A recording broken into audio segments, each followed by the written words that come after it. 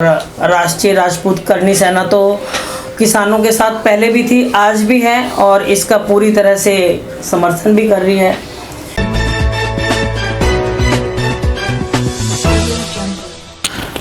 नमस्कार, आप देख रहे हैं जनमत की पुकार न्यूज और हमारे साथ मौजूद है श्री राष्ट्रीय राजपूत करनी सेना के दिल्ली प्रदेश अध्यक्ष अनीता सिंह तंवर जी। अनीता सिंह तंवर जी, जनमत की पुकार में आपका स्वागत है। नमस्कार, जय भवानी, जय राजपूताना, जय श्री राम। लगभग 3 महीने बीत चुके हैं, दिल्ली के चारों बॉर्डर पर किसान डटे हुए हैं, इस पर क्या प्रतिक्रिया देना चाहेंगे आप? इस पे मैं यही प्रतिक्रिया देना चाहूँगी कि सरकार ने पूरे मुद्दे जो उठाए हैं या तो किसान समझने के लिए तैयार नहीं है या सरकार समझने के लिए तैयार नहीं है। लेकिन जो मुद्दे उठाए गए हैं अगर उसको समझ के किया जाए तो एक तरफ से सरकार और एक तरफ से किसान, दोनों को मिलके अगर बैठ के विचार रखा जाए तो शायद इसका हल निकल जाए। लेकिन ऐसे ही धरना देके और पब्लिक भी परेशान है, इससे बातचीत से ही हल निकलेगा, ऐसे तो हल नहीं निकलने वाला। ये मेरा अपना एक व्यू है। और राष्ट्रीय राजपूत करनी सेना तो किसानों के साथ पहले भी थी, आज भी है और इसका पूरी तरह से समर्थन भी कर रही है, क्योंकि बहुत सारे भाई हमारे राजस्थान से भी धरने पे बैठे हुए हैं जिनका कि अभी तक कोई हल ही नहीं निकला है। तो ये तो सरकार को भी सोचना पड़ेगा। क्या लगता है आपको, किसान उठेंगे, सरकार समझा पाएगी या नहीं? देखो, सरकार को समझा पाएगी नहीं समझा पाएगी ये तो समझने के लिए किसान भाई भी तो तैयार नहीं है ना। किसान भाई अपनी जिद पे अड़े हुए हैं और सरकार अपनी जिद पे अड़ी हुई है।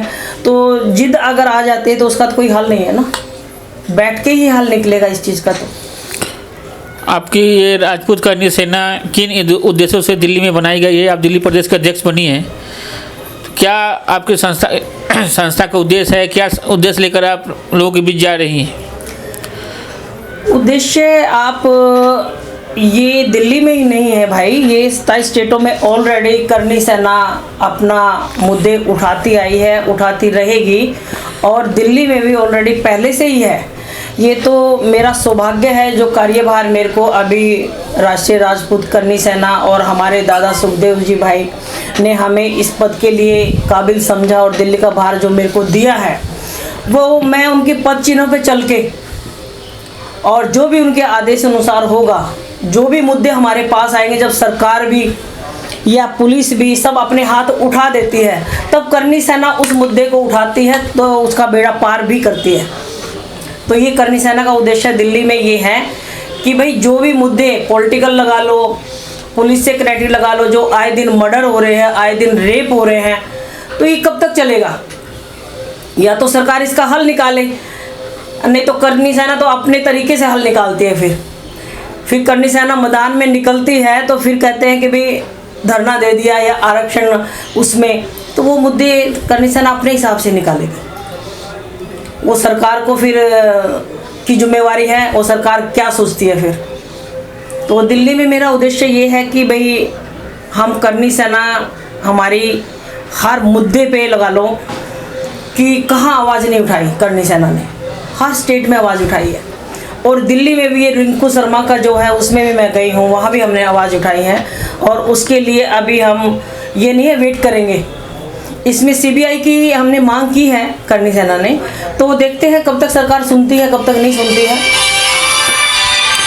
जो बच्चे भटक गए हैं अपने मुद्दों से, आजकल के जो बच्चे हैं वो भटक गए हैं, गेम खेलना ज़्यादा पसंद करते हैं। ये हमारी जो विरासत है पौराणिक, जो हमारे शहीद जैसे महाराणा प्रताप वगैरह हैं, तो उनके बारे में ज़्यादा अब नहीं पढ़ना चाहते हैं। तो उन बच्चों को क्या संदेश देना चाहिए? नहीं, हमारे जितने भी हमारे युवा लगाओ या हमारे जितने भी अपने क्षत्रिय भाई हैं, राजपूत भाई हैं, वो हमेशा से ही ये हमारे महाराणा प्रताप जी का जो नाम लिया, हमारे ये तो एक